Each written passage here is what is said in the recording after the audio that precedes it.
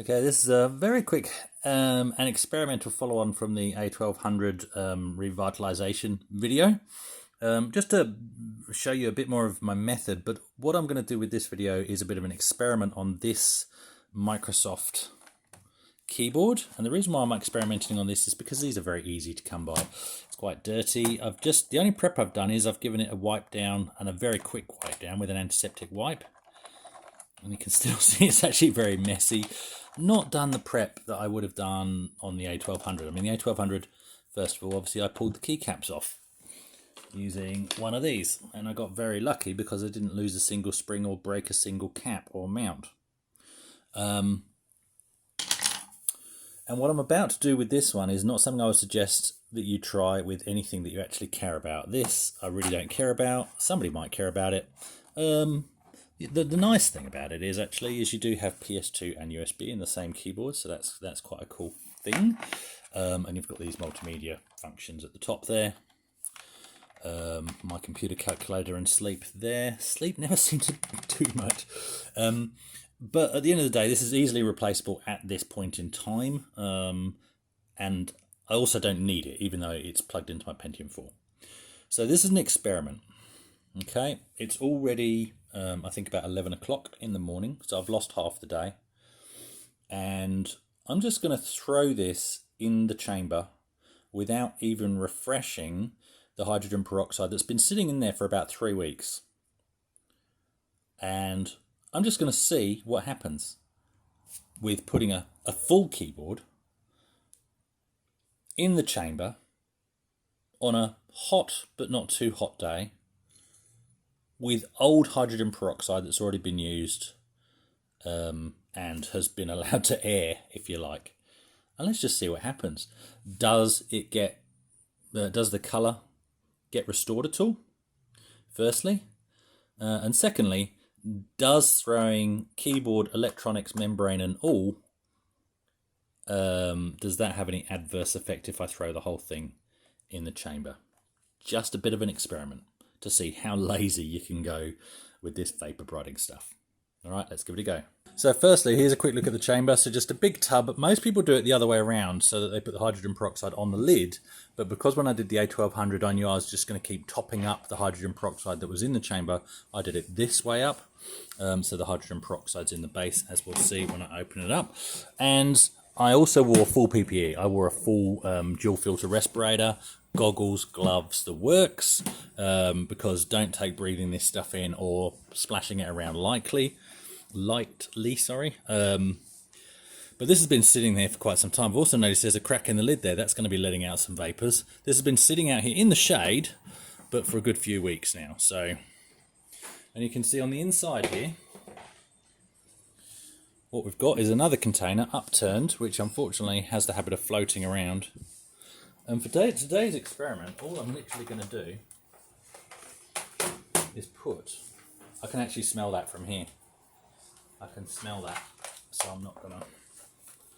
I'm literally going to put that on top in there with the cable underneath like that, and we'll put that out in the sun for the rest of the day. So that's what I'm going to do. So just so you know, it is just past 11 o'clock, so just coming up to 11:15, and bless the West Australian weather. We're in Perth, and it's just below 30 degrees, which is actually quite nice. So going by that, I'd say today's going to be maybe 32, maybe 36, something like that. We'll see. Okay, box is in the sun.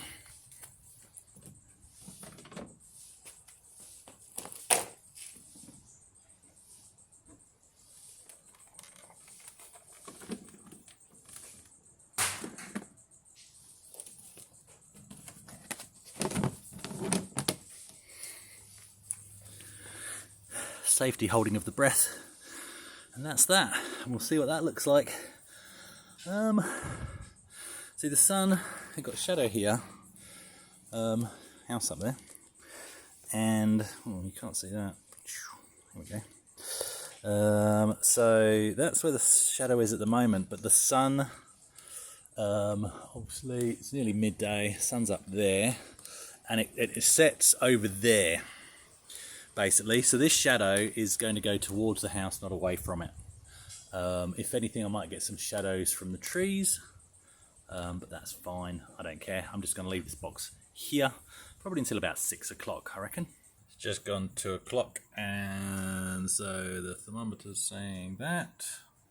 So I was pretty spot on where the temperature will get up to today, I think. It's about 33. Let's check the temperature on the box. It's really not too hot today. I don't think I'm going to burn my feet. Now this is a medical thermometer, so it won't always tell me the temperature. It might just say, it just says high. Sometimes it will actually tell me that, no, just says high. So all we know is the box has got a fever, and that's as much information as we're going to get. Going to get a bit of shade from the tree, so I might just slide it back that way a little bit, because that's where the shadow's gone, as predicted. Yeah. It's 4 o'clock and the temperature's falling, so it's just below 30 degrees. So let's check the box again. It's in the shade now.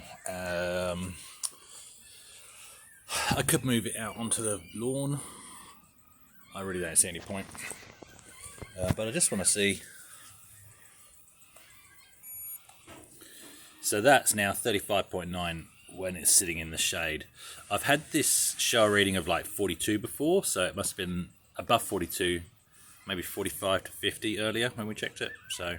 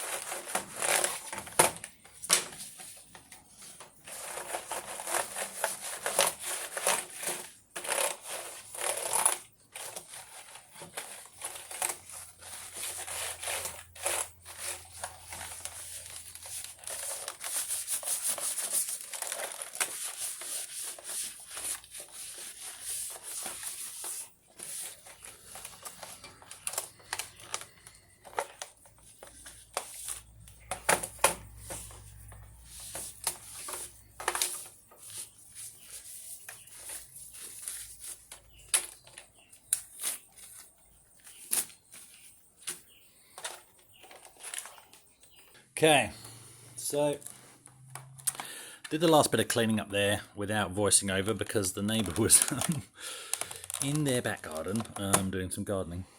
And as you can see there, obviously, if you've done it this way, put a whole keyboard in, I'm not going to go, it's still so dirty, I'm not going to go hosing it down. So I just gave it another quick wipe with an alcohol wipe and then a piece of kitchen towel. And I mean, hopefully you can tell between the image at the start and the image that we're looking at now. In terms of coloration, this was half a day, and that has definitely brightened up. This I would say is back to original colour. I honestly would. Now, obviously, the more prep you do, and as I said at the beginning, and I'll say it again now, because the internet's a funny place, and somebody picked me up for it. I'm not saying for 1 minute that I would do this with an Amiga keyboard or something hard to replace, or throwing an entire Amiga out in the sun. I mean, I think that would be insane. This is an incredibly lazy approach. And I just want to see what the results are. So first of all, plastics wise, for half a day, keeping in mind that hydrogen peroxide has been sitting in that container for about 3 weeks, and has been used already to do the A1200. The results are fine. So I certainly don't see the need to refresh hydrogen peroxide every time you use it.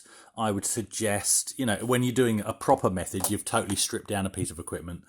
I would suggest reusing it until you think it's no longer working and then replacing it, rather than replacing it every time you retrobright something. I think that's a complete waste myself.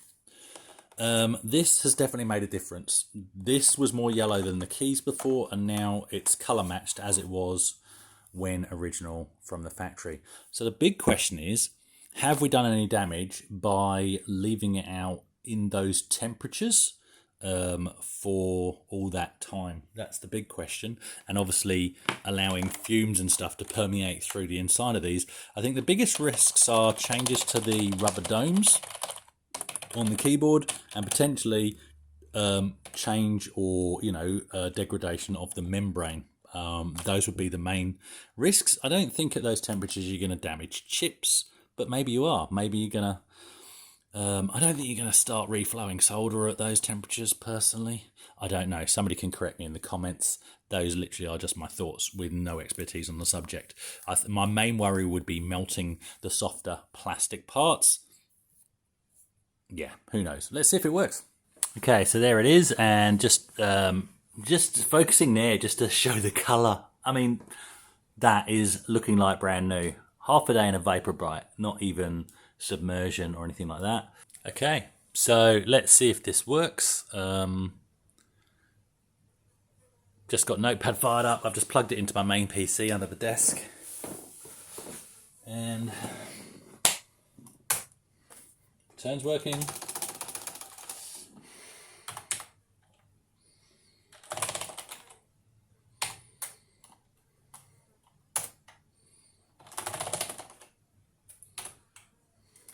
Shifts are working. Numbers are working.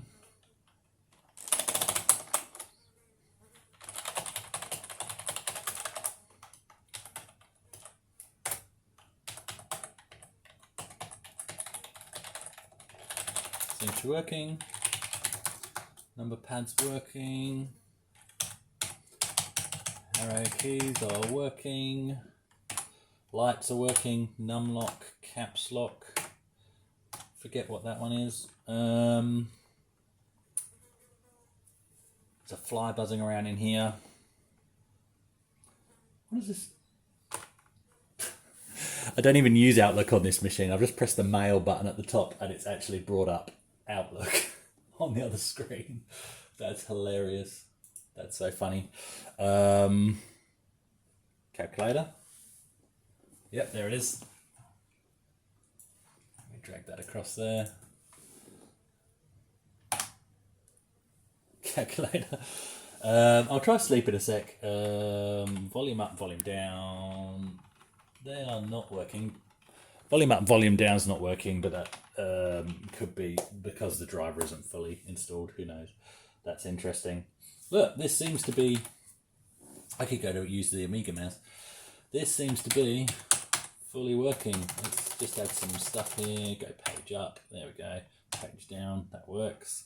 Home. End. That would work on this line. Yep. Insert. Delete is that way. Insert. Shouldn't that overwrite what's there before? Not sure. Anyway.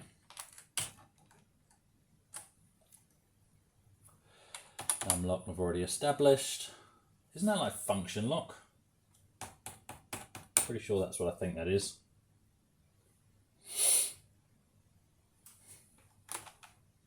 There's no media playing, so that's why the media buttons don't work, I think. There you go. Retrobrighted, vapor brighted, half a day without pulling it apart, and that works. Not with used old hydrogen peroxide. Not recommending this method, but it works.